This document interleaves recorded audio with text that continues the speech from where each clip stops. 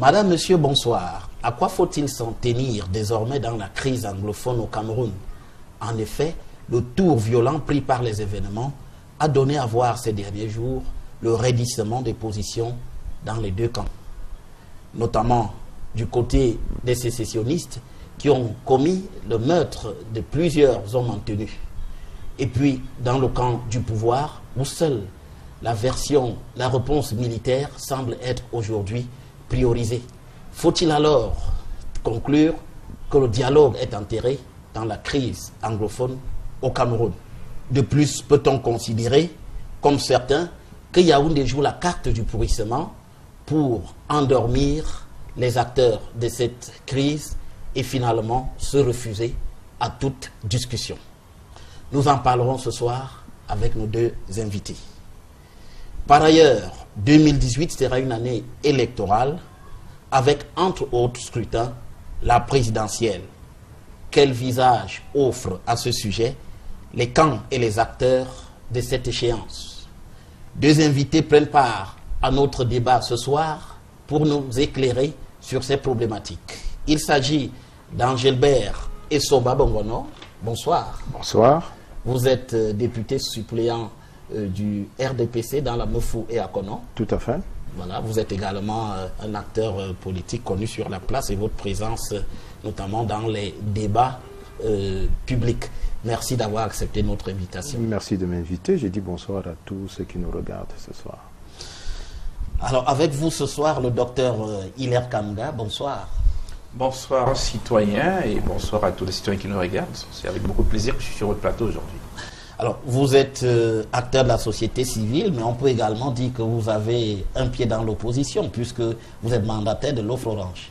Oui, je suis mandataire de l'Offre Orange. L'Offre Orange qui est un mouvement qui aspire à proposer une solution d'alternance pour le pouvoir en 2018 désormais.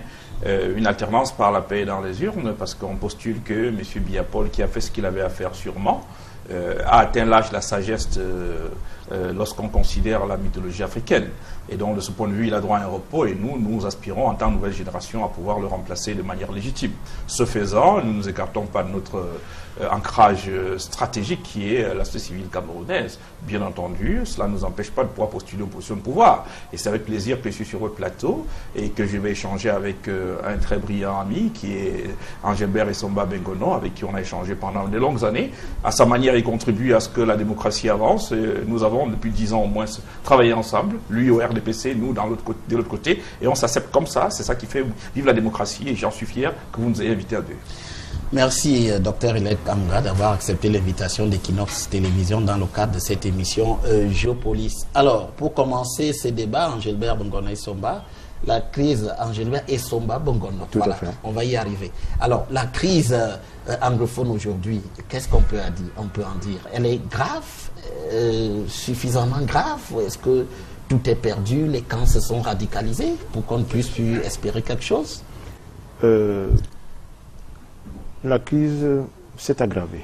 C'est aggravé parce qu'au moment où précisément nous pensions que nous sommes arrivés au bout d'un certain nombre de consultations qui permettaient de ramener la sérénité sur le terrain, nous avons vu cette escalade terroriste, il faut le dire, qui pour nous se résume à la violation des dispositions pertinentes de l'article 102 du Code pénal sur l'ensemble des crimes contre la sûreté de l'État. Et nous en sommes arrivés là jusqu'au moment où le président de la République, prenant ses responsabilités, a décidé d'apporter une riposte convenable à la situation créée sur le terrain par ce qui impose au Cameroun un conflit interne dont nous n'avions pas besoin et dont nous pouvions faire l'économie.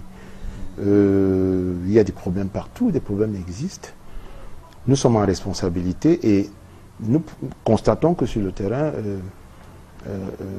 les mesures prises par le gouvernement se développent et vont certainement ramener la sérénité qui va permettre éventuellement de discuter plus sereinement, plus en profondeur avec certains acteurs de la crise et certaines composantes de la nation dans ces régions du nord-ouest et du sud-ouest. Je crois que c'est une réponse qui est convenable parce que lorsque vous faites comparaison n'est pas raison, dit-on souvent, mais c'est généralement en faisant des comparaisons qu'on structure un raisonnement. Lorsque vous faites une étude linéaire du type de crise que nous avons connu dans le nord-ouest et le sud-ouest dans d'autres pays, vous voyez qu'il y a au moins une réponse à deux détentes.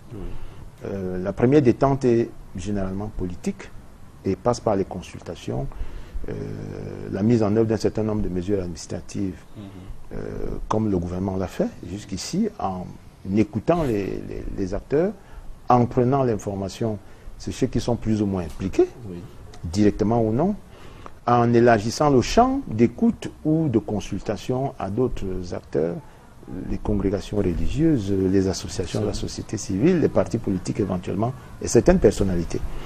L'autre détente est généralement militaire, parce que cette étude linéaire des sécessions a montré un profil classique qui va par étapes et qui montre très bien qu'à un moment donné, le mouvement sécessionniste, qui réclame la partition du Cameroun, parce qu'il faut le dire, parce qu'il s'agit de cela, qui ne trouve pas une oreille attentive sur le sujet ou sur la question qui est posée, la partition du Cameroun, de la part du gouvernement en place, passe à la phase militaire. C'est pour cela que la double détente existe et il n'est pas exclu que la réponse sécuritaire ou militaire qui va être mise en développement et qui est même en développement depuis 3 ou 4 jours, va permettre l'aménagement d'un cadre restreint pour un bon dialogue politique. Ok. Alors, vous estimez que double détente, docteur Hilaire Kamga, comment dit-on la crise anglophone aujourd'hui au Cameroun? J'ai une confiance réelle à l'armée camerounaise, la vraie armée, les vraies forces de sécurité et les vraies forces de défense, pour celles qui ont été bien formées en matière de droits de l'homme, pour dire qu'elles ne pourraient pas. Mais malheureusement, plus le règne s'enlisant, on a développé à côté de l'armée une autre armée. Pas une armée parallèle, quand même. Qui est une quasi-armée. Je ne veux pas dire une armée parallèle, ce serait les mots en leur... Absolument. Voilà, et donc je ne veux pas dire parallèle, mais une quasi-armée qui fonctionne en dehors des règles normales et qui malheureusement pose des actes extrêmement gravissimes sur le terrain. La crise anglophone en est victime de cela aujourd'hui. Je voudrais que M. Biya-Paul, en 2017, se ravisse et se rappela ce qu'il annonça à Radio Monte Carlo et qu'il ajoute à cela le fait qu'il aurait laissé un pays en paix parce qu'il a trouvé en paix. Et pour laisser un pays en paix, il faut inverser les paradigmes d'analyse de la crise anglophone. Il faut cesser d'analyser sous le prisme des rapports des services de renseignement qui ont d'autres types d'intérêts et qui voudraient naturellement cultiver la crise.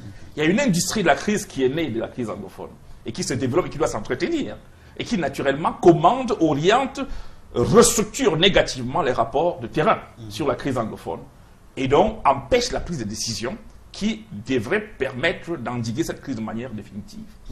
En clair, pour ceux qui nous suivent et qui nous regardent, il y a des gens qui ont intérêt à ce que la crise perdure, se renforce, parce qu'ils trouvent un intérêt économique, stratégique, politique et de positionnement dans l'enlisement de la crise. Ils gagnent de l'argent. Moi, je ne suis pas de ceux-là. Oui, ils gagnent de l'argent. Il faut que M. Biyadon se ravisse, qu'il écoute les gens, qu'il cesse d'écouter une frange de personnes. Et sa posture, jusqu'à maintenant, ne m'a pas laissé croire qu'il a, je ne vais pas dire qu'il n'a pas lucidité, mais qu'il a encore la capacité d'avoir accès à l'ensemble des rapports crédibles de renseignement. Moi, je le paye. Il est mon salarié, M. Biya-Paul.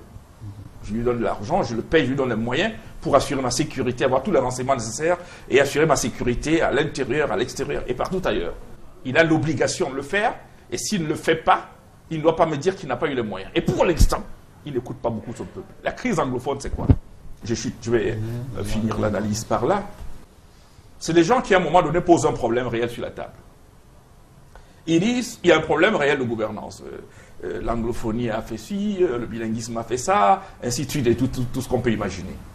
Donc, premier acte, parce qu'il y a une trilogie d'analyse qu'il va falloir prendre en considération. Premier acte, on peut assimiler un problème de gouvernance. Mais en réponse à ce problème de gouvernance, dont les péripéties sont passées au Premier ministère et autres, on a vu la réaction de l'ordre gouvernant. Arrêter les leaders qui, à la réalité, avaient une légitimité du fait qu'on a considéré qu'ils viennent négocier. On les a arrêtés, mettre en prison. Et ensuite, on a coupé Internet. Et donc, dans les régions anglophones, il y a eu un glissement de la revendication. De la crise de gouvernance vers une revendication de fédéralisme. Ils sont rappelés de 1961, ils ont dit, bon, tant qu'à faire, vraiment, on était quelque chose avant, mais là, on n'est pas obligé de se mettre avec les francophones. Donc, on accepte le fédéralisme. La réponse gouvernementale sur cette deuxième étape a été quoi? Nous interdire, nous, les leaders d'opinion, à prononcer même ce mot dans les médias. Et je le dis de manière très officielle, puisque j'en ai été victime. Sur un plateau, on m'a dit, on vient de recevoir des ordres et on ne doit pas parler de ce mot de fédéralisme. J'ai rappelé que, à la journaliste en question, vraiment, j'ai compris, je vais rappeler sur le plateau, parce que personne ne m'interdira de parler de ce qui est écrit dans la Constitution. Puisqu'au jour d'aujourd'hui, au moment où je vous parle, M. Guizogo, le mot fédéralisme existe encore dans la Constitution. Les États fédérés à l'article 100 existent encore. Hein, c'est-à-dire que même si on a fait une évocation, ça existe. Donc on ne peut pas m'empêcher. On en a parlé. Donc il y a encore eu à ce moment-là un refus de discuter.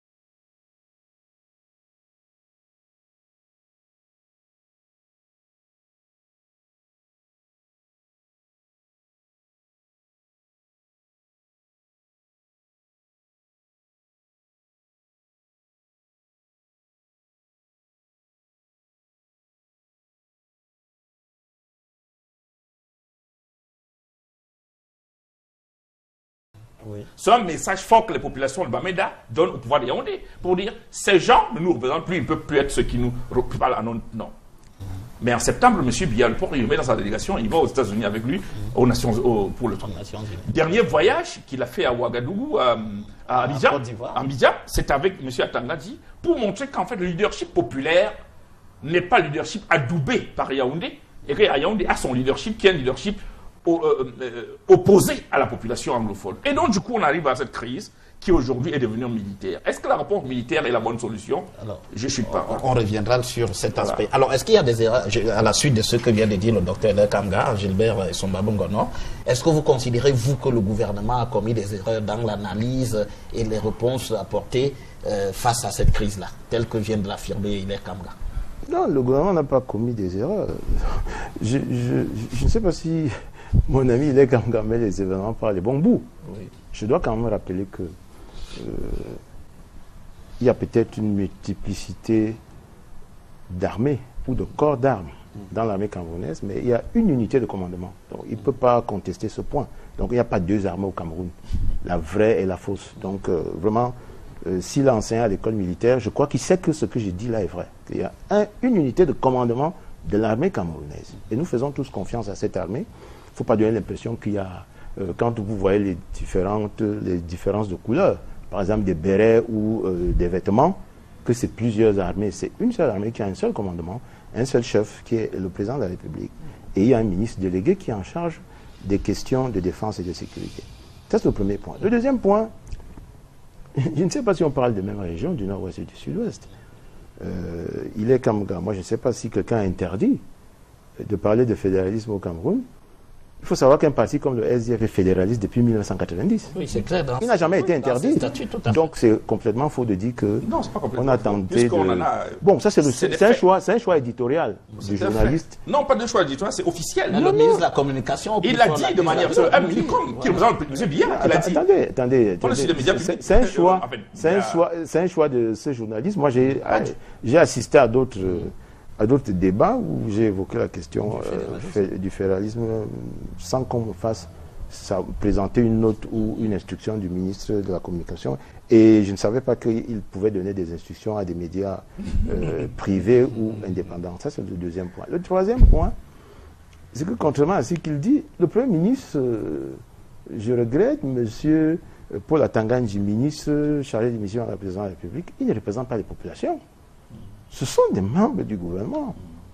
Ils n'ont pas vocation à représenter les populations. Et il est quand même un démocrate. Il sait que la représentation d'une composante de la nation ou de la nation se fait par le voie de l'élection. Le Premier ministre n'est pas élu pour représenter les anglophones ou les gens du Nord-Ouest et du Sud-Ouest. C'est le Premier ministre du gouvernement de la République du Cameroun. C'est républicain, ça n'a rien à voir avec le village identitaire et tout. Et c'est normal qu'assumant les fonctions de chef de gouvernement, on l'envoie là-bas. Parce que c'est une problématique camerounaise.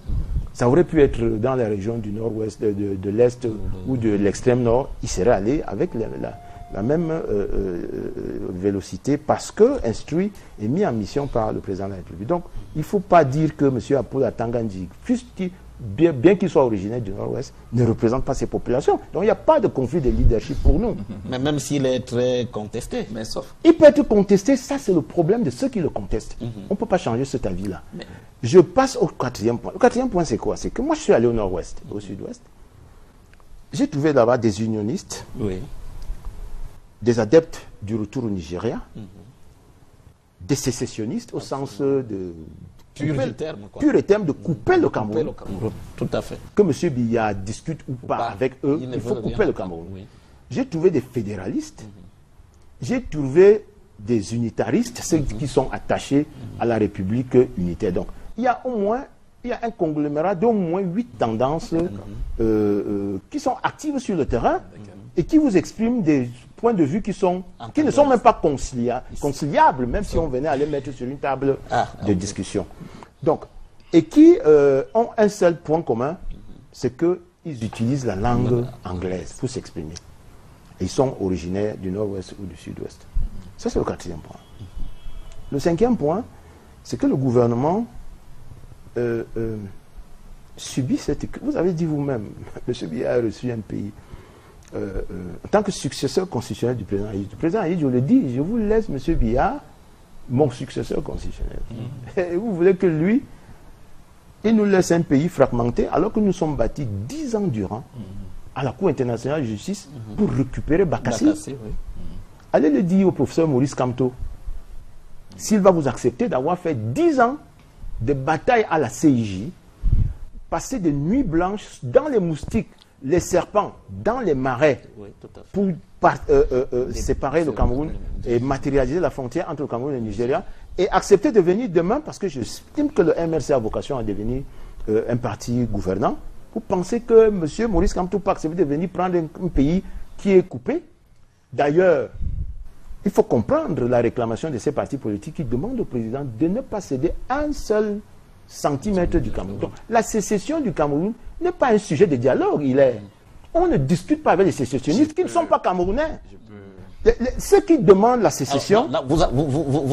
oui, puisque la déclaration, ça donne l'occasion d'évoquer la déclaration du chef d'État à l'aéroport, qui dit... Attendez, monsieur. Qui dit les sécessionnistes sont des... communauté internationale à témoin du fait que le Cameroun est attaqué. Attaqué par des gens qui ne sont pas camerounais, mais qui veulent venir discuter des questions du Cameroun. Qui veulent discuter avec le Cameroun, parce qu'ils sont ambazoniens, c'est ce qu'ils disent.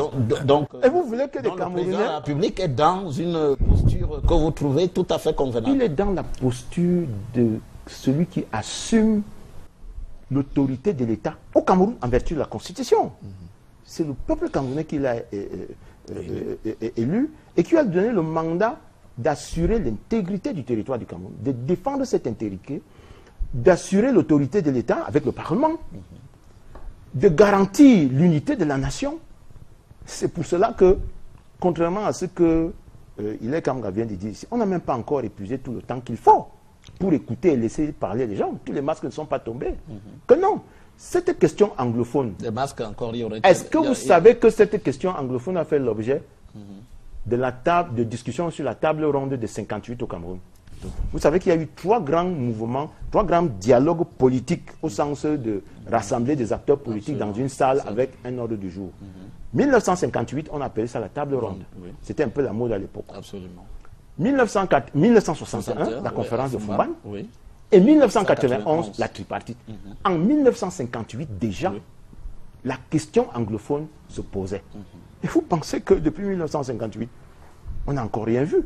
Est-ce que vous savez qu'un pays comme les États-Unis a essuyé une guerre de sécession? Oui, en 1861. Voilà. Donc, de 1861 il ne faut pas croire que à 1865. de novembre 2016 à novembre 2017, certains veulent nous faire croire que non, beaucoup de temps est passé, tous les masques ne sont pas encore tombés. Et moi, je suis sûr qu'il y a des masques qui vont encore tomber.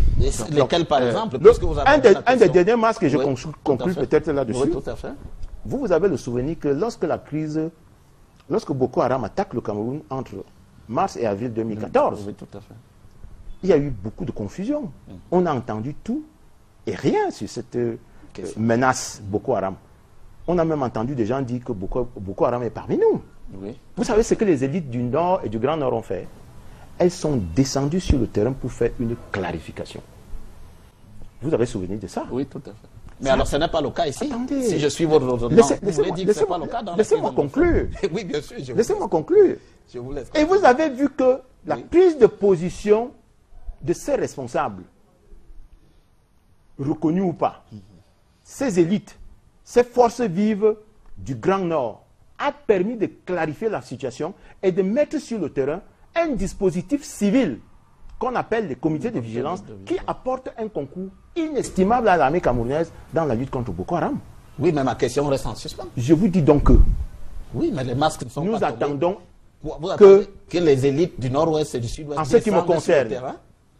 les élites du Nord-Ouest et du Sud-Ouest doivent descendre sur le terrain pour clarifier la situation. Je vous ai cité au moins 6 mouvements dans ces zones-là qui sont actifs et qui réclament ce que certains appellent le dialogue, qu'on aille s'asseoir avec des gens qui vous disent qu'on doit les laisser rentrer au Nigeria. Ils y croient. Bon, voilà. Vous pensez qu'un gouvernement sérieux du Cameroun peut accepter ce genre de discussion? Donc,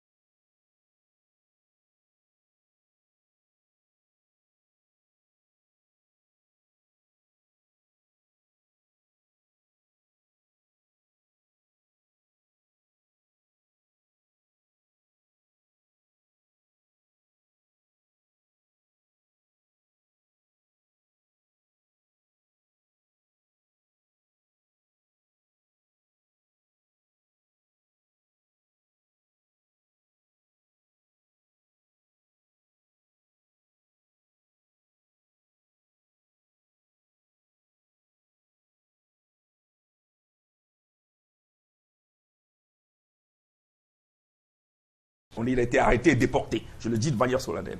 Donc, hommage à lui, et nous avons demandé au gouvernement, M. Biya, de le libérer en urgence. Quand j'ai fini de dire ça, il fait partie des hommes qu'on arrête comme ça, on enlève. C'est parce que Ngana est connu. Si Patrice Ngana n'était pas connu, on n'en parlerait pas beaucoup. Mais ils sont des centaines de personnes qui sont arrêtées au quotidien, et au motif qu'on veut préserver un certain ordre et la stabilité et la paix au Cameroun. Ces gens sont des anonymes, ils ne sont pas en tenue, c'est pour ça qu'on n'en parle pas. Alors, je dois dire que ces derniers jours, le professeur Ngana travaillait sur la guerre il collectait sur la question du génocide à l'Ouest. En tant qu'écrivain. Oui, en tant qu'écrivain, il a fait le tour. Oui. Et pour dire à mon ami Gilbert, moi j'ai fait le tour, j'y travaille. J'ai travaillé énormément dans le nord-ouest et le sud-ouest avec mes hommes. Parmi les 122 organisations de la plateforme de la société civile, il y en a 37 qui sont des régions nord-ouest et sud-ouest. Je suis celui qui a mis en place l'Observatoire chrétien des élections. Et donc, il y a dans tous les paroisses du nord-ouest, sud-ouest, des hommes qui nous sont proches, sont présents. Et on a donc une information suffisante, sérieuse, du pool de terrain, que celui d'un touriste qui peut aller pour quelques jours. Donc, au quotidien, nous centralisons un certain nombre d'informations. Donc, Njabé a fait ses tours, si je suis d'accord, je comprends. Mais nous, on est au quotidien scotché sur l'affaire. On a le pool de la situation. Et sur le plan historique, parce que j'ai dit sur 3 plans, je dois répondre. Le plan historique, je suis d'accord avec lui, il y a eu 16 étapes. Mais simplement, la question anglophone est différente des autres questions, parce que justement, en 61, on structure autre chose. C'est un vivre ensemble entre 2 entités totalement différentes. Nous, à l'Oforange, on dit par exemple que la conférence constitutionnelle que nous attendons va réfléchir jusqu'au nom du Cameroun, parce qu'on n'est pas obligé de nous appeler les crevettes. C'est-à-dire qu'il y a des gens à l'extérieur qui nous ont donné des noms. Et comme ils ont donné des noms, il y avait une partie, ils ont colonisé une partie, c'est pas une colonisation, c'est-à-dire la tutelle a permis une forme de colonisation. De fait, dans la région anglophone, il y a une culture qui a été assimilée ou alors qui est en parallèle avec d'autres. Et nous autres francophones, qu'on soit Bamileke, Fang, qu'on soit et tout, on était des francophones d'un autre côté. Donc, moi, j'ai fait un article qui structure les 3 grandes problématiques. La question anglophone, la question linguistique, la question religieuse, la question ethnique. Donc, on est là sur la question linguistique. Ouais. Et donc, la conférence de Fouman pose des préalables. Il y a des termes dans la constitution de Fouman, je ne vais pas revenir sur cette histoire, qu'on a suffisamment débattu, qui étaient immuables. Et la partie anglophone a escroqué la partie francophone. Cette escroquerie historique, politico-historique, a besoin d'être réparée.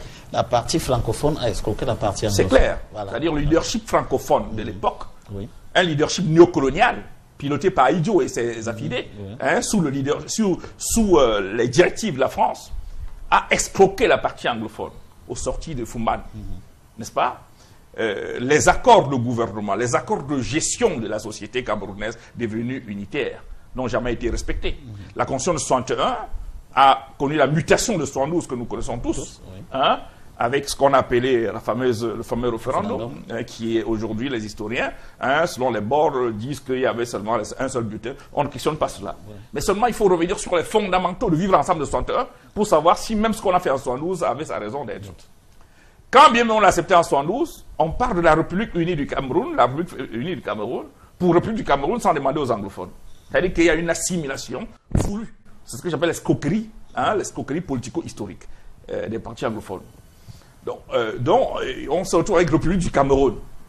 Et ensuite, les batailles de 90 que nous avons menées permettent qu'au sorti, effectivement, M. Biya réussit avec ses hommes à nous faire le coup de la tripartite, en lieu et place de la conférence nationale souveraine que nous revendiquons. Il faut noter que j'ai perdu mes hommes et mes amis, une centaine de personnes dans les rues qui ont été tuées par le régime de M. Biya pendant ces opérations des années 90. C'est officiel, même si M. Conchou a dit qu'il y avait 0 mort à l'époque. Donc nous assumons, en tant que l'un des derniers rescapés de cette affaire encore existant au Cameroun, nous assumons, et pour leur mémoire, nous en parlons de manière officielle. Gana, j'en parle parce qu'il était là avec nous pendant ces batailles de 92.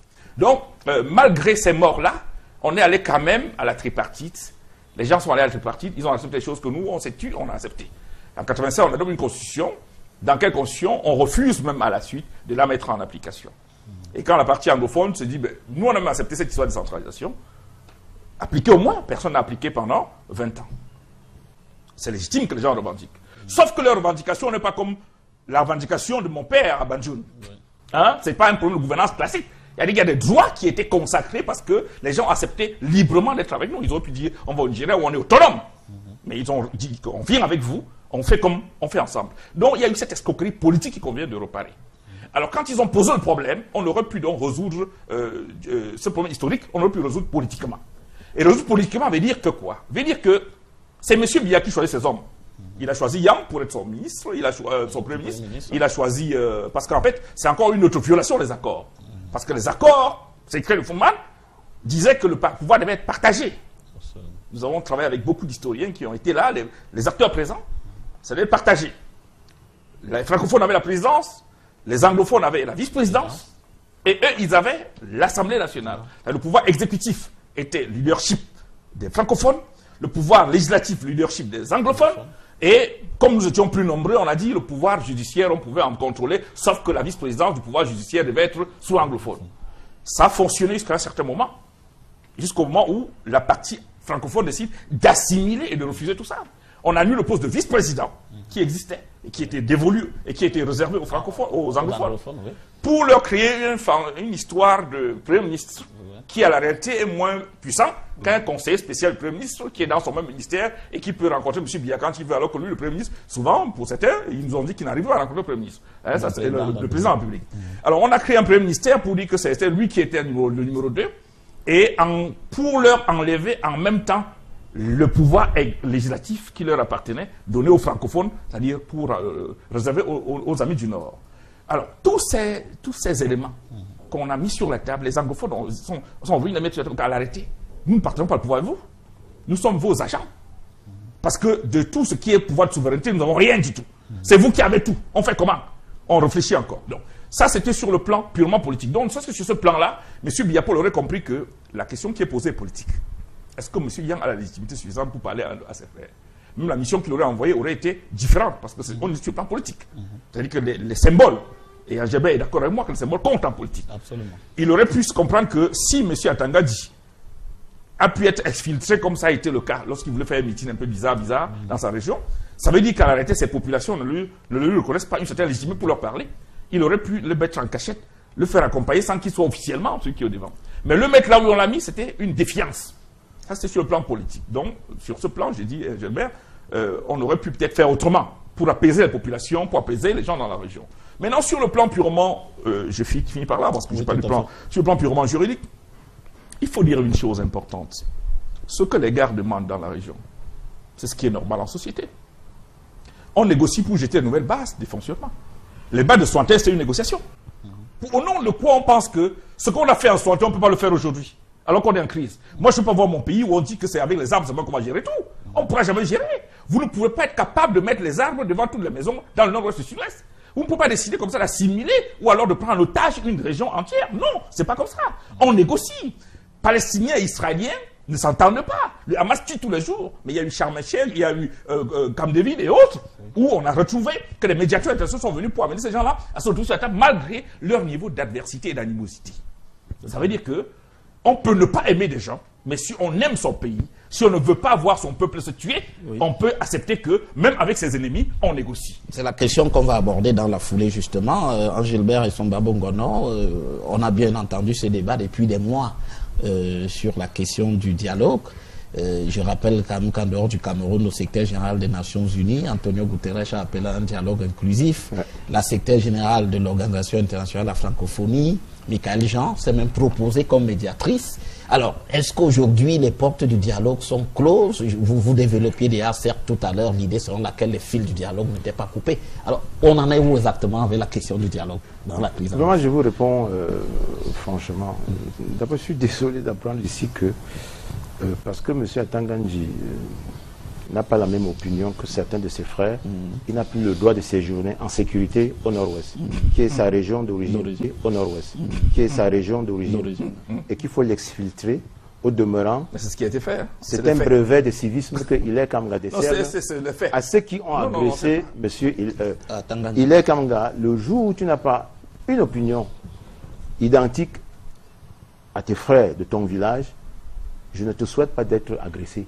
Parce que nous sommes dans un état libre où aucun Camerounais n'a le droit de fuir son village parce qu'il ne partage pas l'opinion de ses frères. Bon. Donc, moi, je n'encourage pas les gens. Moi, je l'encourage. Oui, vous provoquez. Non, je peux pas même le si vous provoquer. provoquez. Je dis, nous sommes dans un pays à fait. libre Oui, où chacun a le droit d'exprimer son opinion. tout à fait. OK. Donc, je crois que M. Atanga Mais a sauf, le droit. sauf qu'Angélbert, pour de te dire, s'exprimer. je Bien. ne veux pas t'interrompre, sauf pour dire que le président, sauf s'il était resté dans sa propre logique, aurait désavoué officiellement Atangati, puisque Atangati, à ce moment-là, ne reconnaissait pas le problème anglophone, que Biya, par la suite, a reconnu. Écoutez, le président n'a jamais reconnu le problème anglophone. Ah ben, il a Le reconnu président a officiellement. reconnu, non, le président a reconnu qu'il y a des troubles dans les régions du Nord-Ouest et du Sud-Ouest du fait d'un mauvais usage ou d'un usage inégalitaire de la langue anglaise par rapport à la langue française. Et c'est pour cela que, comme réponse, parmi les autres réponses, du point de vue linguistique, on a mis en place une commission. Non, il a pour reconnu le problème. Il y a eu un package de réponses. ENAM, toutes C'est ces pour ça histoires, que je dis, un paquet par de rapport à problèmes. l'usage dans les services, dans l'administration de la justice, une insuffisance de l'utilisation de la langue anglaise dans les administrations publiques, parce que les deux langues sont égales de par la Constitution. Tout à C'est fait. pour ça que la commission de promotion du bilinguisme a été mise en place pour promouvoir un usage égal des deux langues. c'était pas ça, Mais le ça. président n'a pas dit qu'il y a un problème anglophone. Non, il a accepté le problème Non, anglophone. attendez. Il ne faut pas que je Je ne voudrais pas qu'on se perde dans cette qu'on- on terminologie. n'a pas- C'est Non, je veux seulement que vraiment- l'opinion retienne que vraiment, moi j'ai dit que le Vous président savez, a reconnu. il est. Non, je suis d'accord avec Il toi. est. Je veux que l'opinion retienne que Tu moi sais. j'ai dit que M. Biapol a reconnu le problème Il anglophone est. et que mon ami Angélbert Tu dit sais. que le président n'a pas reconnu. est C'est- anglophone celui qui parle Juste- non. anglais. Qu'on s'admette ça, qu'on Mon s'admette, on continue. épouse est anglophone. Non, on tous on est Parle d'accord. bien anglais. Non, je veux seulement qu'on Je admette. suis francophone parce que je parle Est-ce français. que M. Biapol a reconnu on ne peut oui ou pas non, dire que- l'existence du problème anglophone? C'est ça la seule question. Laisse-moi donc continuer. Non, ça c'est les explications. Voilà. Je dis donc que je suis francophone Est-ce que parce que je Biapol parle a reconnu français. l'existence du problème anglophone? Oui, tout à fait. Je parle français Est-ce que- pas parce que je suis francophone, j'ai- parce que je parle je suis pas français, le modérateur, pas mais parce que je suis originaire Non, ça du c'est sang. le débat. Ça c'est le débat. Ça c'est un faux Ça, débat. c'est un débat, absolument. Donc C'était c'est pas pour parce la- qu'on est originaire du C'est Nord-Ouest l'affirmation qu'on par est le président. anglophone. Est-ce que le président Biapol a reconnu l'existence du problème anglophone? Il a Moi, j'ai reconnu- dit qu'il a reconnu. Il a reconnu un déficit Non, de le l'utilisation problème anglophone- publique de l'utilisation de Alors, l'usage ok, public nous de la langue nous en sommes- anglaise. Nous en sommes à la question Bien. du dialogue. Alors, La question du dialogue. Vous savez, Guy, moi je dis, pour ceux qui nous regardent, vous pensez que, vraiment sans sous-estimer la pertinence ou la capacité tentaculaire de Hilaire Kamga et de ces associations, vous pensez que ces gens-là ont plus d'informations sur le nord et le sud-ouest que le président de la République? Vous pensez vraiment que le président Biya, président de la République du Cameroun, n'a pas une structure, des moyens d'intervention pour écouter ce qui s'exprime dans le nord-ouest et le sud-ouest?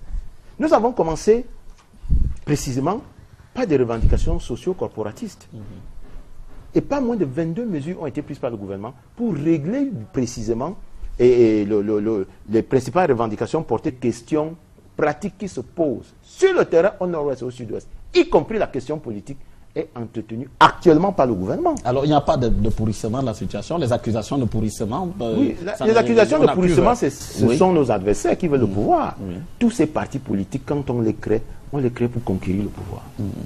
Et il n'est même pas exclu que ce soit une stratégie pour eux.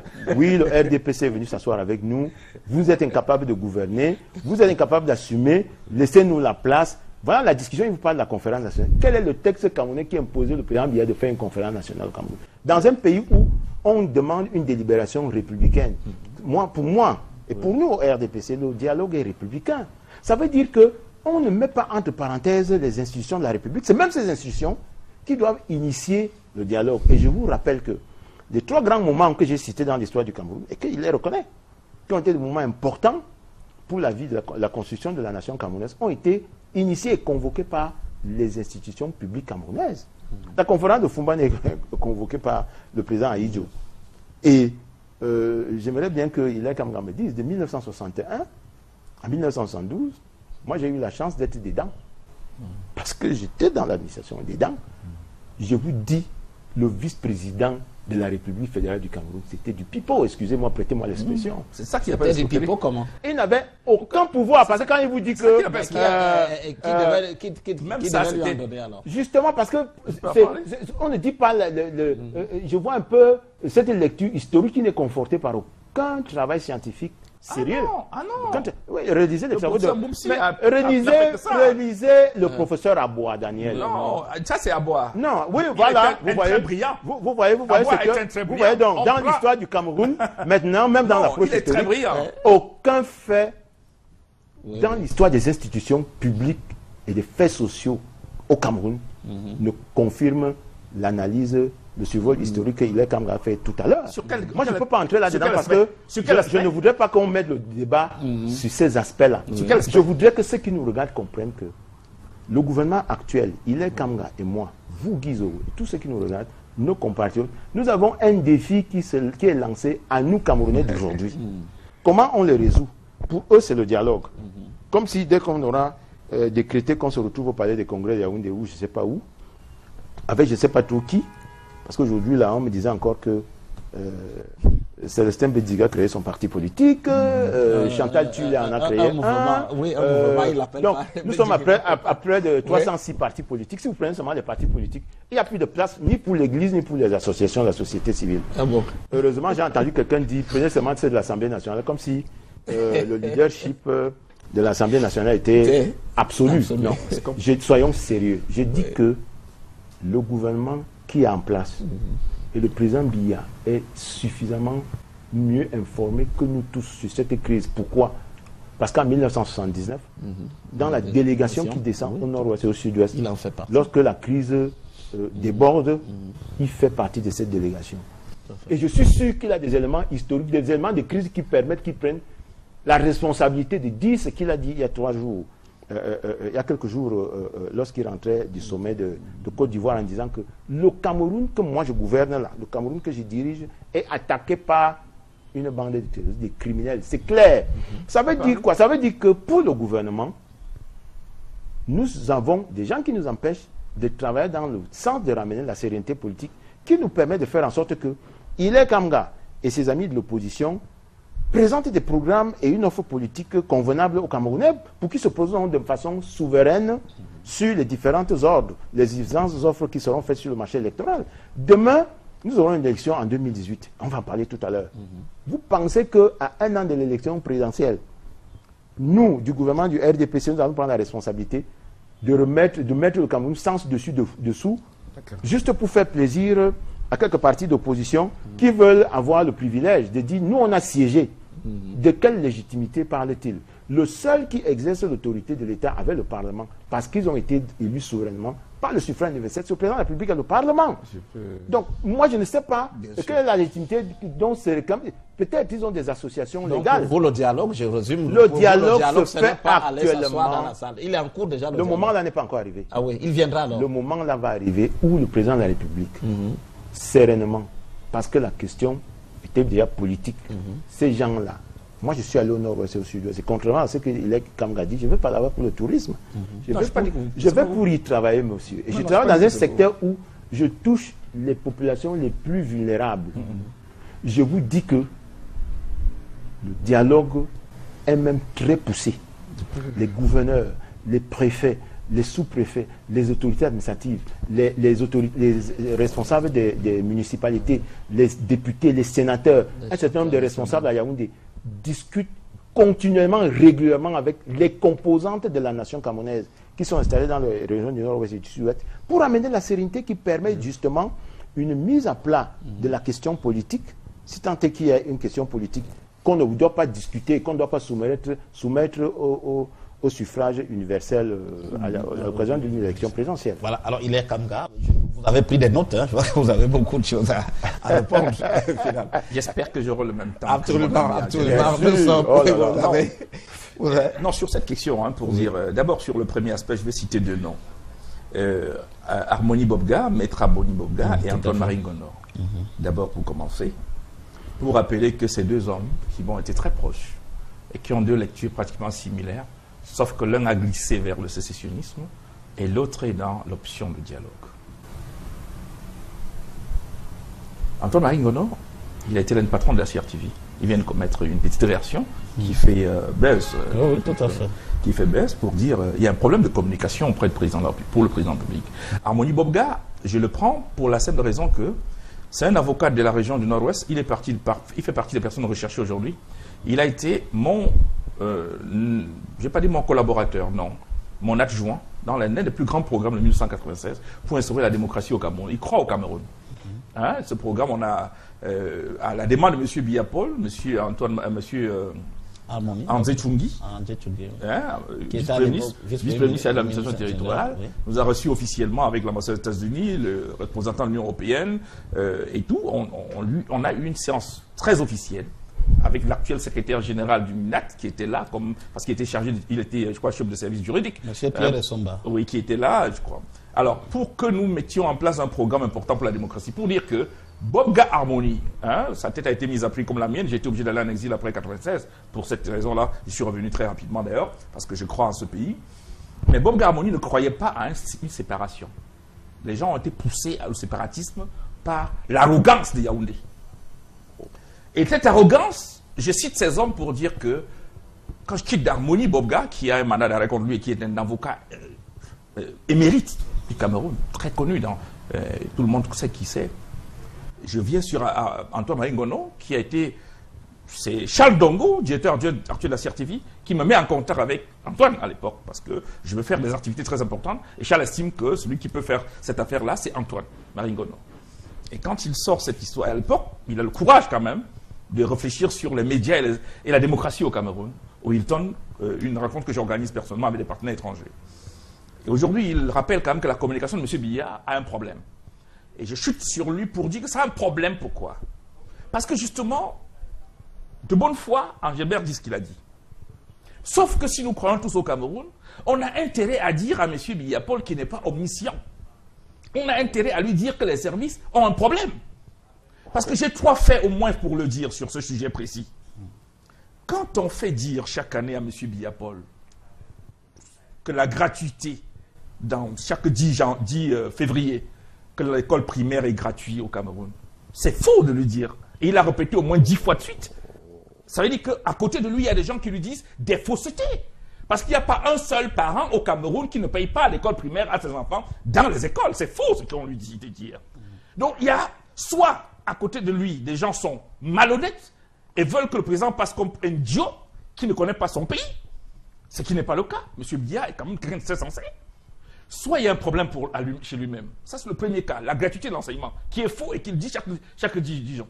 Le deuxième cas, c'est les actes de nomination que M. Biya Paul lui-même fait. C'est des décrets où il nomme des gens. De manière récurrente, nous avons retrouvé des morts dans les personnes que M. Biya a nommées. Si quelqu'un a un service de renseignement crédible et qu'il est lui-même lucide, s'il n'est pas amnésique, il ne nomme pas des morts. Donc il y a un problème dans ces services. Le troisième élément, c'est la professionnalisation. L'un de ces derniers discours, il parlait qu'on vient de découvrir que la professionnalisation de l'enseignement était quelque chose d'extraordinaire, alors que c'est depuis 20 ans qu'on en parle, à la réalité, que même son ministre en parlait. Mais lui, dans son discours, c'est survenu du coup comme ça que ça. Donc ces 3 faits montrent qu'il y a un problème. Et comme je ne veux pas croire que M. Biya Paul est amnésique, je crois qu'il y a un problème dans ses services. Il doit mettre de l'ordre. Il y a des gens qui veulent soit le présenter comme un idiot qui ne connaît plus son pays, soit pousser les gens à comprendre qu'il n'est plus en capacité de gouverner. Donc je ne veux pas qu'on soit, nous, ici, dans des studios, nous, des éclaireurs d'opinion, en train de faire croire à M. Biya que tout ce qu'il fait est bon. Je dois lui dire que, Monsieur le Président, vous êtes encore mon Président, comprenez qu'on vous a trompé sur cette question, parce que c'est faux ce qu'on vous a dit. Votre interlocuteur, pour revenir à la crise anglophone, pour lui dire que les populations ne veulent pas voir Tangadi qui a renié leurs problèmes. Vous, si vous le présentez, ça veut dire que vous-même vous reniez, alors que vous avez reconnu son problème. C'est pour dire que je ne suis pas d'accord sur cette thèse, sur M. Biya, il a tout le service de renseignement. Nous, on est sur le terrain, comme lui, comme le service de M. Biya. Sauf que nous disons la vérité.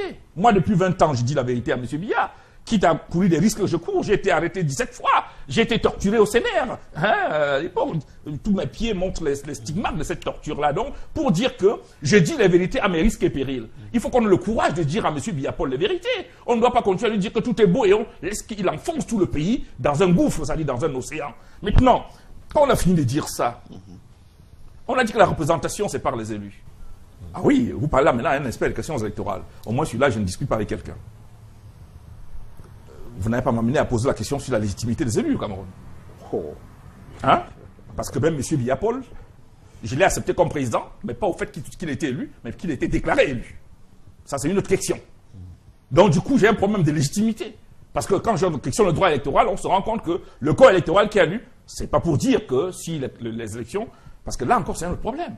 Si on avait dit la vérité à M. Biya, on lui aurait dit que au regard, toute chose égale par ailleurs, et c'est un économiste brillant, économiste, il sait ce que ça veut dire. Que toute chose égale par ailleurs, si on modifie bien le code électoral, si on fait tout ce que les gens demandent, il n'y a personne qui va t'affronter, tu vas gagner. Il aurait gagné l'élection, sûrement. Mais sauf que, on lui a dit que vraiment, il faut avoir peur, parce que donc, il faut bricoler cette histoire-là. Et l'ECAM lui-même a dit au sorti de l'élection que le corps n'est pas arrivé à ça au Cameroun. Il faut donc qu'en chute, que M. Biya accepte le dialogue. Oui. Le dialogue là doit se faire avec les représentants anglophones. Les anglophones peuvent eux-mêmes produire leurs propres représentants. Parce que sur ce débat-là, ils ont fait le All Anglophone Conférence 1, All Anglophone Conférence 2, où les gens du pouvoir, ceux de l'opposition, les extrémistes de l'extérieur, en exil, tous sont retrouvés et ont produit des résolutions. On peut encore leur demander, produisez un leadership capable de discuter avec l'ordre gouvernant de Yaoundé. Ces gens discutent. On n'a pas besoin, moi je n'ai pas besoin d'être sur une table de négociation pour discuter, forcément. Hein? C'est au moins clair. Discours direct. C'est au moins clair. Donc, ça veut dire que je suis heureux qu'il ait quand même me rejoint oui, mais en fait, dans la notion de souveraineté du peuple. Oui, le peuple souverain. Et aucune fraction de la population. Tout à fait, y compris M. Biapol et ses hommes. Y compris ceux qui revendiquent à corps et à cri la légitimité de soi-disant dialogue. Oui, y compris Biya lui-même. Bien sûr. Y compris Biya, il ne peut pas se battre. Et vous avez dit que M. Biya ne pense pas que c'est... il est omniscient. Mais ce n'est pas un argument. Voilà, oui, bien sûr. Quel est l'homme qui est omniscient? Même toi, tu n'es pas omniscient. Croire que lui, non, parce que quand tu dis que tu lui dis... sauf que toi, tu dis la vérité. Non, je n'ai pas dit que je dis la vérité. Je dis voilà, qu'il va écouter tous les autres tendances. Sois un peu humble. Reconnais que tous les hommes, nous sommes capables de dire des choses qui expriment notre opinion. Tu donnes ton opinion, ce n'est pas la vérité. Tout à fait. Non, voilà, donc, pas du tout. Dès qu'on est sorti donc de ce champ de la confusion, non, y a qui pas veut de faire confusion. croire que parce que toi tu es de l'offre orange, tu ne dis que la vérité, c'est faux. Non, que je dis quelque chose qui doit être dès écouté. qu'on sort de ce champ également, oui.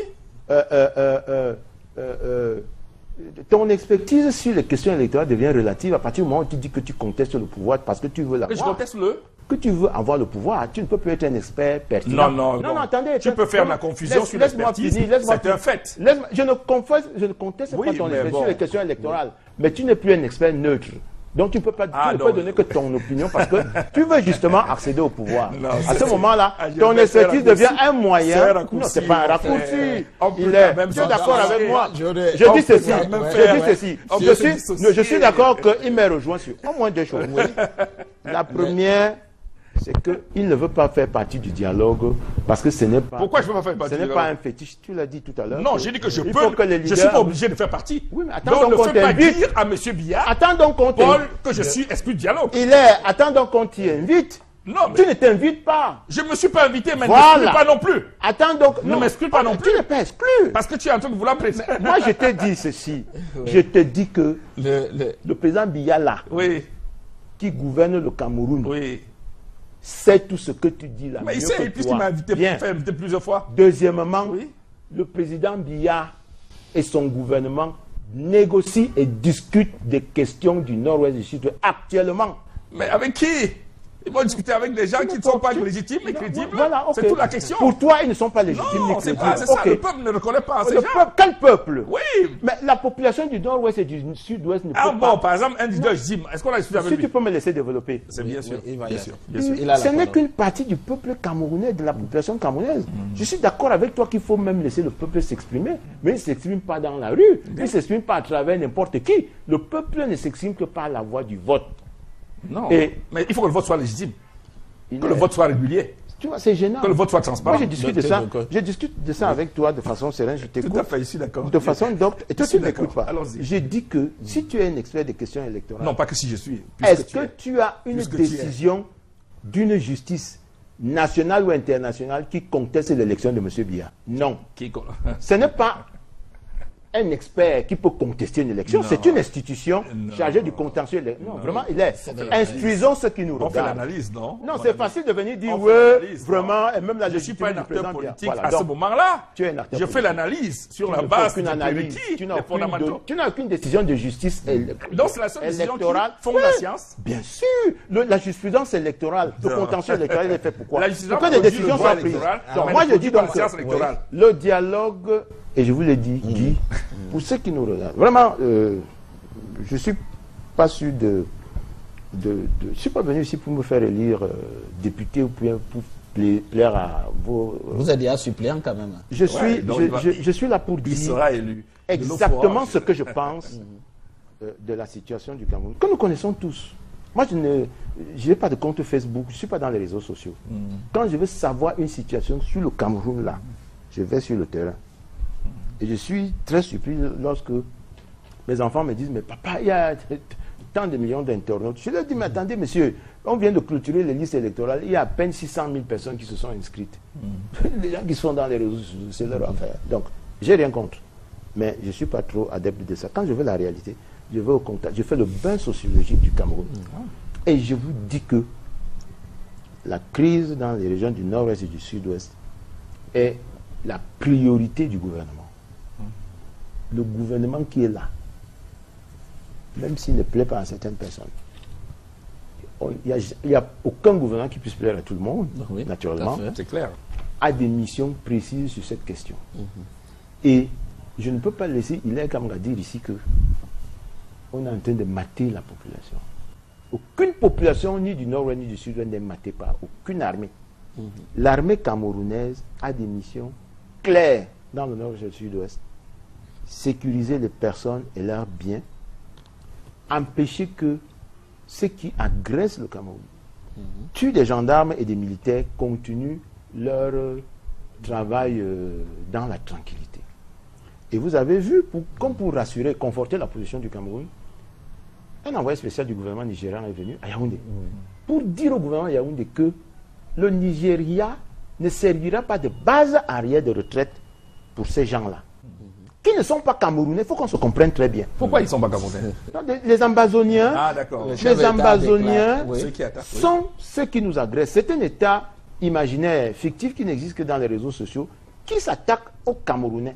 Nous avons la responsabilité de protéger ces Camerounais-là. Donc, moi, je dis maintenant, les partis politiques, l'offre orange, bon, ils travaillent pour l'alternance. Moi, je souhaite que la démocratie, qui est ancrée dans la mentalité camerounaise, s'exprime. Et donc vous dites que le dialogue, on y viendra forcément au cours d'une assise. Il y aura forcément, dans l'évolution des choses, peut-être je n'ai pas toute l'information, mais j'ai quand même une information importante. Parce que je rappelle à Hilaire et à ceux qui nous regardent que je fais quand même partie de l'équipe de communication du RDPC. Ça c'est clair, je sais. Je le sais très bien. Et je ne sens pas quelqu'un qui triche. Quand je m'exprime avec ce que je sais et ce que je sais. Je ne sais défendre que mes idées d'ailleurs, et les idées du parti qui est le mien. Et contrairement à ce que j'ai entendu dire ici, personne ne trompe le président Biya. C'est mal connaître l'organisation de l'État camerounais. Je ne voudrais pas qu'on entre dans ce débat-là en disant qu'il y a des gens qui le trompent en lui disant que voilà, tu es le seul, tu es omniscient. Non. Nous avons une organisation de l'État et du gouvernement qui garantit les intérêts du Cameroun. Et le dialogue, quel qu'il soit, ne sera convoqué que dans l'intérêt du Cameroun. Pas pour faire plaisir à une faction de la population politique camerounaise. Ok. Alors, un mot sur cette question encore. Hilaire Kamga, vous vouliez dire, on va passer à l'élection présidentielle. Il va nous rester très peu de temps, disons moins de 10 minutes à la limite. On va en dire un mot ou deux. On a beaucoup parlé de la crise anglophone. Non, oui. Juste, je finissais quand même sur la question. Oui, Juste pour lui dire pour dire à nos amis qui nous regardent, que je note quand même que de la cellule de communication du RDPC, on dit qu'on ne trompe pas le président et que personne ne trompe le président. Je voudrais être très flatté de le savoir. Donc, ça veut dire au moins qu'il y a une incompétence établie. Si on peut faire nommer par le président des morts, il y a une incompétence établie. Si on peut dire au président qu'il y a la gratuité de l'enseignement alors qu'il n'y en a pas, c'est qu'il y a une incompétence établie. Donc, quand on a fini de dire ça, les missions du gouvernement, naturellement, on les a compris. Si on refuse le dialogue, parce que la sécurité doit être menée en notre nom, le nom du peuple camerounais, et j'en fais partie, il ne faudrait pas que les citoyens gardent à l'esprit qu'il y a des gens qui, dans la relation de pouvoir, dans la dévolution de pouvoir fait partie des enseignements que je donne. Le président n'est pas notre patron. Il est à notre service, parce que c'est nous qui le payons. Ça fait 5 ans que j'ai commencé la pédagogie de M. Biya Paul, qui n'est pas péjoratif, qui n'est pas réducteur. C'était pour que les gens comprennent qu'il est un citoyen d'abord comme les autres, qui reçoit notre pouvoir. Et que nous le payons et nous mettons à sa disposition des moyens pour nous assurer une sécurité. Donc on doit éviter de faire son excellent monsieur le... Mais c'est ce qu'il est en train de faire. Donc à cet instant, à partir de cet instant, on doit comprendre qu'il n'est pas notre patron, il est à notre service. Et c'est nous qui l'écoutons et non ces gens. Et qu'à un moment donné, il y a glissement au sein de son peuple, qui comprend qu'il y a des tensions de cette nature. Ce n'est pas en utilisant notre armée pour aller mater des gens. C'est le même des discours que j'ai tenus quand on était dans les régions, avec Boko Haram. Ça m'a opposé à mon ami Chiroma à des moments précis, où même les gens qui ont été gazés dans une salle, on les a pris dans leur maison, on est allé les gazer, ils sont morts le lendemain, ils étaient tous morts dans la salle quand on a trouvé. Chiroma a voulu nous faire comprendre que c'était faux ce que j'ai dit, mais après ils ont dit qu'ils ont quand même reconnu qu'il y avait 25 seulement au lieu de 50 que nous avions dit. Comme si Vincent était trop petit. Donc nous allons continuer cette même logique-là. On ne pourra pas, au nom de la sécurité de Kamga et de tous les autres Camerounais, mater des populations civiles parce qu'on défend qui que ce soit. Des militaires camerounais, des gendarmes camerounais, il y en a beaucoup qui sont bien formés et qui connaissent ce qu'est les droits de l'homme. Il ne faut pas que vous oubliez, les Camerounais nous regardent. Ce n'est pas au hasard qu'un préfet, une autorité administrative dans ces régions, a sorti un document demandant que les populations vident leur village. Hein? C'est l'état d'esprit de ce qu'on a dit à M. Biya qu'il faut raser des villages. On a une autorité qui répond au nom de Biya, a fait un texte, un arrêté pour dire que les gens vident leur village et que s'ils ne le font pas, ils seront considérés comme des terroristes. C'est ce genre de choses que nous ne pouvons pas accepter. On ne peut pas assimiler tout le monde à des séparatistes, terroristes et autres.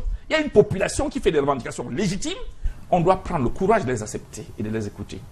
M. Biya et ceux qui conseillent M. Biya ont fait que même ceux qui auraient pu être des bons interlocuteurs comme les maîtres Abobala et autres sont devenus moins légitimes au vu d'une partie de la population. Donc à la réalité, et je finis par là, il faut que M. Biya Paul se rende à l'évidence. S'il n'est plus capable de contrôler ses services de renseignement et qu'il y ait une information suffisante au niveau de la synthèse des données reçues sur le terrain, nous lui reconnaissons le fait d'avoir dirigé un pays, et parce qu'on est des Africains, la sagesse africaine voudrait que, quand on atteint un certain âge, on se repose. M. Biya n'est plus la solution, il peut être un conseiller pour la gestion de la crise. S'il ne peut plus, qu'il démissionne, mais qu'il ne fasse pas mater un pays, qu'il ne mette pas notre pays en guerre alors qu'il a trouvé en paix. Alors, dans ces conditions, oui, comment ça... Non, je voulais juste rectifier deux petites choses. Oui. Premièrement, l'arrêté préfectoral, donc, Ilek Kamga parle pour restituer toute la vérité, a été démenti et méconnu par le préfet. Non, il était enlevé, pas démenti. Il a existé ou pas? C'est ça qui est vrai. Le préfet a démenti. Oui, il a existé. Il a dit que c'était un faux arrêté. Moi, je m'en tiens à ça. Faux arrêté. Et qu'il n'a jamais signé cet arrêté. Je prends pour témoin le gouverneur du Sud-Ouest qui a dit dans les médias que c'était cela. Donc, il n'y a aucun arrêté qui vide des populations. Et deuxième chose, oui. Il n'y a aucune population qui soit matée par aucune armée au Cameroun. Il faut que ceux qui nous regardent comprennent très bien. C'est la troisième fois qu'il est Kamga le dit. Aucune armée ne mate aucune population dans le Nord-Ouest. Non, La troisième chose, c'est que le président Biya fait son travail. Quand vous dites que vous le payez, vraiment, c'est la quatrième fois que vous le dites. Oui, non, d'abord, c'est c'est faux. Non, c'est pas faux. Non, attendez, monsieur. Il est payé par qui alors? Attendez. C'est pas le Vraiment, Américain qui le paye. C'est pas la France qui le Laisse-moi paye. donc développer. Parce que Qui le paye? tu oublies quand même que je suis aussi dans ces choses-là. Économiste, bien Je sûr. dis que... Qui le paye? Dit que tu le payes. Oui, c'est moi qui le paye. Faux. C'est toi qui le paye. C'est lui qui Est le paye. vrai et faux. Qui le paye? Parce que ça ne passe pas comme ça. Il n'y a pas un arrêté ou un bulletin de solde signé de la République du Cameroun. Des populations camerounaises qui payent le président. Qui paye alors C'est pas le comme ça président? que ça C'est la fonctionne. France qui le paye? Et puis, non, attendez. Non. Ça, c'est un débat de Non, quartier. non, C'est un débat de quartier. Vraiment, c'est au quartier qu'on dit, nous le payons. C'est nous qui le Le payons. président. C'est nous qui payons tous les fonctionnaires. Écoutez, monsieur, C'est nous qui écoutez. payons tous les fonctionnaires. Bon, Alors, il faites la est- pression. C'est ça qui est la vérité. Vraiment, je suis déçu par ça ta qu'il avait dit, perception. il nous reste- Non, il nous reste- c'est il une nous reste- perception primaire des il nous reste choses. très peu de temps. C'est pas comme ça On que va ça prendre fonctionne. juste 5 minutes. La sur dernière chose que présidentielle. je voulais dire, d'accord. que je voulais dire à ce sujet, c'est que, sachant bien comment notre pays fonctionne, vraiment, moi je ne voudrais pas que, je voudrais pas assister à une émission où on dit que l'armée camerounaise mate les populations au nord-ouest et au sud-ouest, parce que c'est faux. Non, c'est pas comme Et je dis ici également que Non, c'est pas comme ça. le président Biya ne démissionnera pas. Il n'a pas été élu pour démissionner. D'accord. Les missions du président, c'est prérogative, toi qui le sais très bien parce que tu es juriste, sont dans la Constitution. Tout à fait. Donc, quand tu dis, il est là pour faire ce que nous voulons, ce que vous voulez est dans la Constitution et ça a été écrit. Oui, bien Donc, sûr. ne viens pas donner l'impression qu'ici, qu'il y a ce que vous voulez qui ne soit pas constitutionnel. Les prérogatives du président sont constitutionnelles et il sait ce qu'il doit faire. Et il le fait.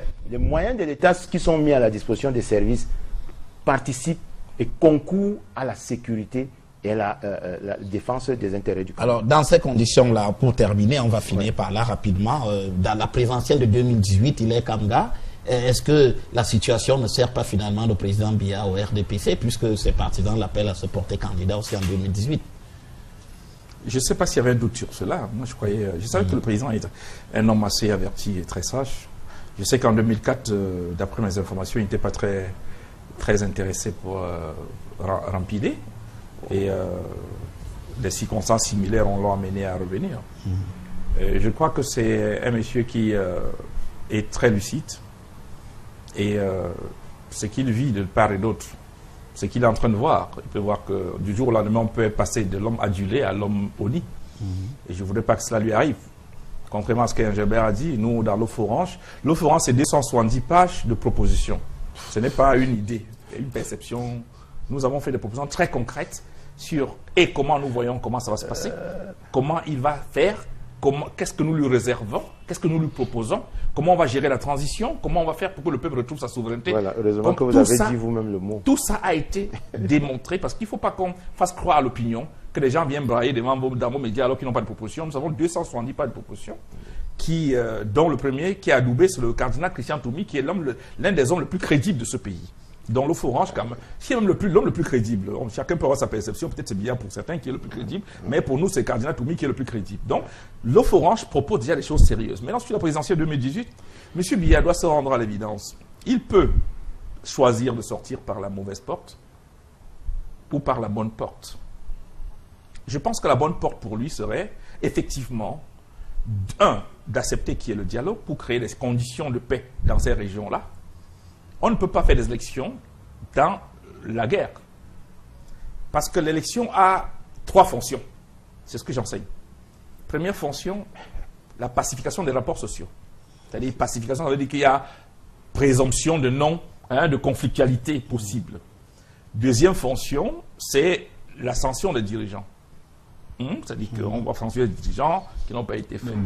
Donc, à la réalité, si M. Biya veut qu'on laisser quelque chose de bien, il doit au moins tenir compte de la première fonction de l'élection, la pacification. Et pour pacifier, il faut qu'il crée les conditions pour que l'élection se déroule normalement. Il faut donc dialoguer avec les gens qui peut-être... Vous croyez qu'aujourd'hui, là, on peut, si toute chose égale par ailleurs, en octobre 2018, aller à Bamenda faire une élection? Ce n'est pas possible. Ce ne sera pas une élection crédible. Parce que vous allez répondre, Engelbert. Oui. Parce que l'élection démocratique a 4 critères. Elle doit être juste, libre, transparente et régulière. C'est 4 critères. Vous ne pouvez donc pas avoir une élection ni juste, ni transparente, ni crédible dans une région en guerre. Donc il faut d'abord pacifier la région pour penser à l'élection 2018. Maintenant que les gens demandent qu'il se présenta pour le 2018, c'est un autre cas. C'est une autre supercherie. Qu'on laisse la place, peut-être au RDPC serait plus crédible. Il y a des gens très cohérents à l'intérieur, comme le Messaga Nyamdine, qui auraient pu peut-être porter et nous créer un peu de difficulté. Mais si c'est M. Biya, on va le battre à plat. Ah voilà, merci. Alors, on va finir par vous. Je suis vraiment, franchement, je n'ai pas ce genre de débat. Comment ça, tu n'es pas? Un homme de la statue d'Ilek Kamga vient nous dire ce qui va se passer en 2018, alors que nous n'y sommes pas. Moi, je ne fais pas l'axiologie. Monsieur Biya va sortir bien ou mal. Ça, c'est pour les philosophes et sans être péjoratif, et pour les axiologues. Moi, je fais la politique. Peut-être qu'Ilek Kamga ne la fait pas encore. Parce que s'il faisait la politique, il saurait qu'on ne donne pas ce genre de conseil de bien sortir ou mal sortir un homme politique. Sérieux, comme le président. Première chose. Deuxième chose, je ne comprends pas. Il parlait de guerre. Il n'y a aucun décret déclarant la guerre dans la région du Nord. Mais c'est vous qui avez dit que vous entamez la guerre aux terroristes, là. Ouais, il est. Non, mais c'est nous combattons les terroristes et les criminels, mais nous n'avons pas décrété la guerre. Il n'y a aucun aucun acte Oui, je sais officiel que c'est ce qui est dit. ne corrobore ce que tu dis. Oui. C'est ton opinion. J'attire l'attention de ceux qui nous regardent. Non. Pour déclarer la guerre dans Oui. une seule partie du Cameroun, il faut un décret du président de la République. Mais quand il déclarait à Boko Haram, il avait Et fait un un décret, il n'a pas fait message- de décret. Il s'est mis à l'extérieur, il a fait. On a fait C'était la guerre. officiel, il a dit lui-même qu'il déclarait la guerre à Boko Haram. Tu vois, tu as dit que tu discutes comme... Non. Bon, alors, on va aller Vraiment, rapidement. tu me dis que tu enseignes. Je ne sais pas Non. si tu enseignes bien ou mal. Hein, parce que c'est pas comme ça. J'ai dit, Oui, oui, voilà. nous avons déclaré la guerre à Boko Haram Oui. parce que c'était un adversaire qui était déjà sur le terrain. Il y avait le décret. Nous étions en situation de légitime défense, donc nous avions le droit de réagir. Et le décret. Il n'y a aucun décret qui déclare la guerre dans les régions du nord-ouest et du sud-ouest. En revanche, toutes les forces de sécurité et de défense disponibles dans ces régions sont mobilisées pour combattre ceux qui tuent les gendarmes, les civils qui ont tendance à brûler les écoles et les collèges. Donc, C'est-à-dire vraiment, il y a 3 situations. L'état d'urgence, l'état d'exception et l'état de guerre. L'élection 2018. Aucune de ces situations prévues par la Constitution n'est déclarée dans ce qui concerne le Nord et le Sud. Nous avons donc la responsabilité du maintien de l'ordre là-bas. La deuxième chose, moi je fais la politique, je suis dans un parti politique qui a des statuts clairs. L'article 27 alinéa 3 des statuts de RDPC dit que le président national est candidat à l'élection présidentielle. Vraiment, c'est une lapalissade lorsqu'on le dit. C'est votre débat. Mais c'est bon de le redire pour que ceux qui en doutaient encore Je le rappelle, sachent je que le rappelle. nous du RDPC là, c'est ce que nous voulons. Mais Sangani Amding, c'est un camarade.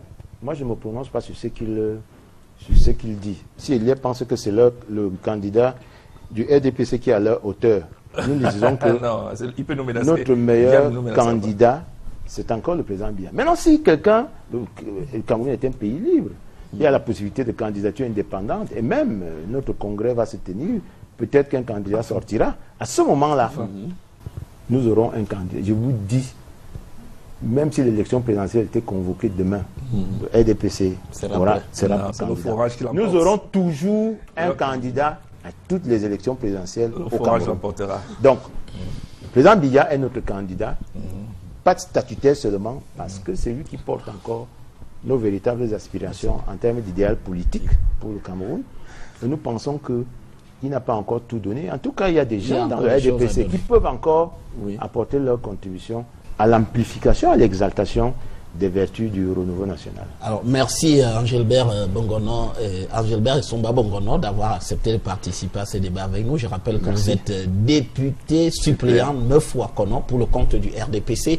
Merci aussi à vous, Hilaire Kamga, docteur Hilaire Kamga, de la société civile, mais aussi de l'offre Orange, Tout à fait. d'avoir accepté de venir sur le plateau des Géopolice sur Equinox Télévision. Je vous dis merci également à vous, chers téléspectateurs, de nous avoir suivis pendant 90 minutes sur ce débat qui portait sur la crise anglophone et l'élection présidentielle de 2018 au Cameroun. Je vous donne rendez-vous dimanche prochain lorsqu'il sera 20h30 pour une nouvelle édition.